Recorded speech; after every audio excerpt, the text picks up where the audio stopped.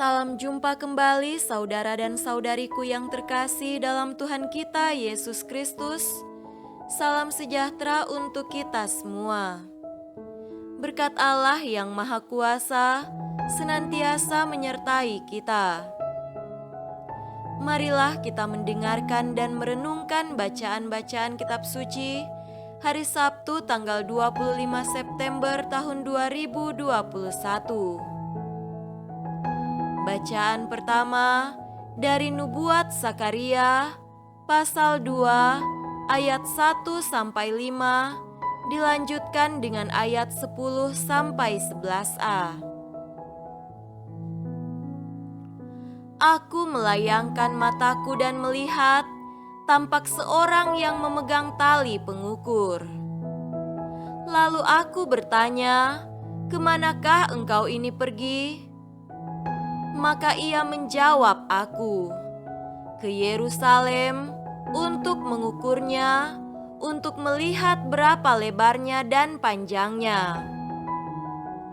Dan sementara malaikat yang berbicara dengan aku itu maju ke depan, majulah seorang malaikat lain mendekatinya yang diberi perintah, "Berlarilah, katakanlah kepada orang muda yang di sana itu, demikian, Yerusalem akan tetap tinggal seperti padang terbuka oleh karena banyaknya manusia dan hewan di dalamnya. Dan aku sendiri, demikianlah firman Tuhan, akan menjadi tembok berapi baginya di sekelilingnya, dan aku akan menjadi kemuliaan di dalamnya.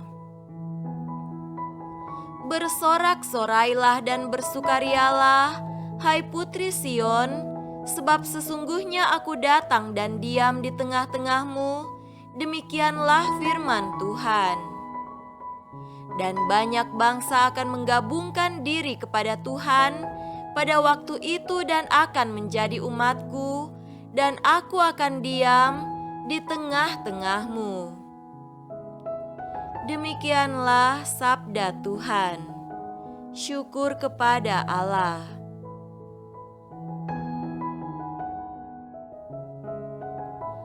Tuhan beserta kita sekarang dan selama-lamanya. Inilah Injil Yesus Kristus menurut Lukas. Dimuliakanlah Tuhan. Injil Lukas pasal 9 ayat 43b sampai 45. Ketika semua orang itu masih heran karena segala yang diperbuatnya itu, Yesus berkata kepada murid-muridnya, "Dengarlah dan camkanlah segala perkataanku ini.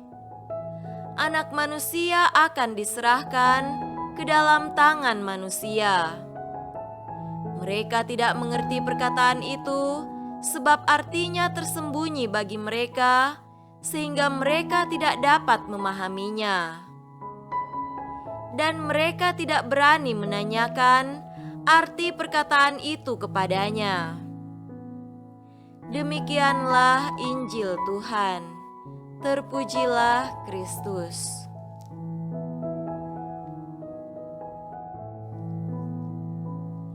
Saudara-saudariku yang terkasih dalam Tuhan kita Yesus Kristus, tema renungan kita pada hari ini adalah pengorbanan Sang Anak Manusia. Ada ungkapan yang lazim kita dengar, di mana ia dilahirkan, di situ pula tempat asalnya. Jika Andi dilahirkan di Wonosobo, berarti Andi orang Wonosobo. Dan kalau Wati dilahirkan di Merauke, berarti Wati adalah orang Merauke. Bahkan karakter pribadi orang sangat tergantung pada tempat di mana mereka dilahirkan. Saudaraku terkasih, Injil hari ini mengisahkan tentang Yesus yang memproklamirkan dirinya sebagai anak manusia. Pernyataan Yesus sangat masuk akal karena ia memang lahir di dunia dan lahir sebagai seorang manusia. Kehadirannya sebagai seorang manusia telah mengubah banyak pikiran manusia tentang Allah yang jauh dari misteri menjadi Allah yang dekat dengan manusia. Allah yang kita sembah adalah Allah yang peduli dengan umat manusia, yakni Allah yang setia, mencintai, berkorban serta memperjuangkan hidup manusia demi kebahagiaan kekal di surga. Allah yang kita sembah sangat tulus dan suci mencintai dan mengasihi manusia. Bukti ketulusan serta kesucian cinta Allah itu ada dalam diri Yesus Kristus yang lahir sebagai manusia dan tinggal bersama manusia. Memperjuangkan dan upaya menyelamatkan umat manusia bukanlah suatu proyek yang mudah. Ketidakmudahan itu bukan karena ketidakpandaian Allah, tetapi karena ketertutupan mata dan hati manusia terhadap kehadiran Tuhan Yesus di dalam hidupnya. Kata-kata Yesus kepada murid-muridnya, yaitu Anak Manusia akan diserahkan ke dalam tangan manusia, adalah sinyal pengorbanan diri yang harus dihadapinya dalam proyek penyelamatan umat manusia. Dialah Anak Manusia yang rela berkorban demi menyelamatkan umat manusia. Dialah Anak Manusia yang sungguh sangat sempurna menjalankan hidupnya di dunia, Anak Manusia yang menjadi sumber penyelamat hanya pada diri Yesus Kristus. Dialah Anak Manusia yang memberi pelajaran kehidupan bagi seluruh umat manusia untuk menempatkan diri secara benar sebagai seorang manusia. Ia lahir di dunia, namun kesaksian hidupnya melebihi sepak terjang anak manusia yang lain.